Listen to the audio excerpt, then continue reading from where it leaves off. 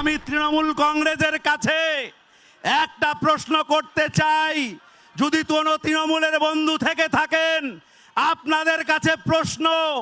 আপনাদের দিদিমণি প্রত্যেকটা ভোটের আগে এক একটা করে ফন্দি আটেন, আর সেই ফন্দি এঁটে বাঙালিদের বোকা বানিয়ে সন্ত্রাস করে, খুন করে, জেহাদিদের আমন্ত্রণ করে, রোহিঙ্গাদের আমন্ত্রণ করে একের পর এক নির্বাচনে জয়যুক্ত হন। আবার আরেকটা ফন্দি এঁটেছেন 2026-এর নির্বাচনকে কেন্দ্র করে। কি সেই ফন্দি? সেই ফন্দি হলো বাংলা এবং বাঙালি। বাংলা এবং বাঙালির অস্মিতা। উনি বড় বাঙালি। আমি বলছি, ভারতীয় জনতা পার্টি বলছে, গোটা পৃথিবীর বাঙালি বলছে যে বাঙালিদের শ্রেষ্ঠ বাঙালি আজকে আমাদের এই মঞ্চে উপবিষ্ট আছে। তার সম্মানের জন্য আপনি কি করেছেন, আপনার দল কি করেছে, আপনাকে জবাব দিতে হবে। আমার আরো প্রশ্ন আছে দিদিমণির কাছে। আজকে এই 15 বছরে কর্মসংস্থানের ব্যবস্থা করতে পারেননি। আজকে এই ধূপগুড়ি এলাকার প্রত্যেকটা পাড়া পুরুষ শূন্য হয়ে গেছে, পুরুষহীন হয়ে গেছে।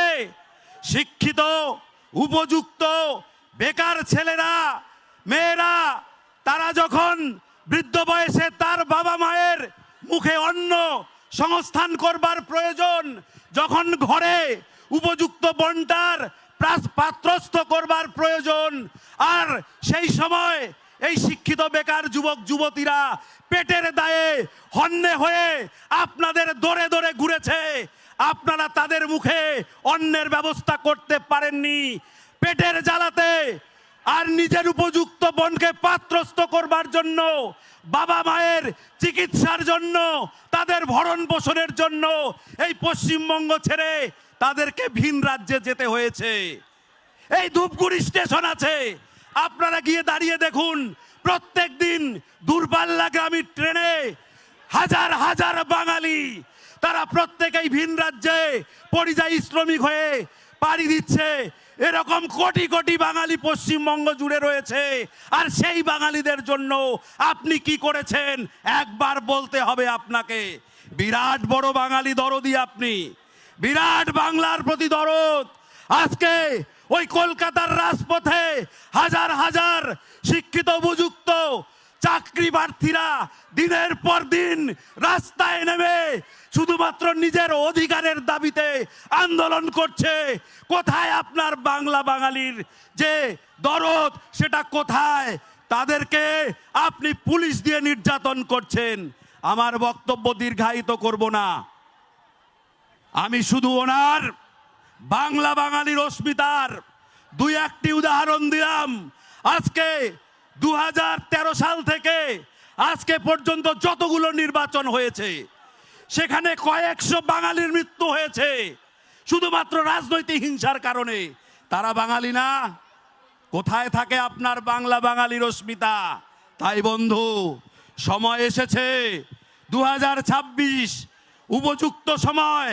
এই সময়ে আমরা যদি সংকল্পবদ্ধ না হই, তাহলে দুদিন পরে আমাদের ঘরে যারা নবজাতক, তাদের কাছে কৈফিয়ত দিতে হবে। তারা আমাদেরকে বলবে, বাবা, কাকা, দাদা, তোমরা কি করেছো? তোমরা চাইলে 2026-এ তৃণমূলকে বিসর্জন দিতে পারতে, কিন্তু তোমরা দেওনি।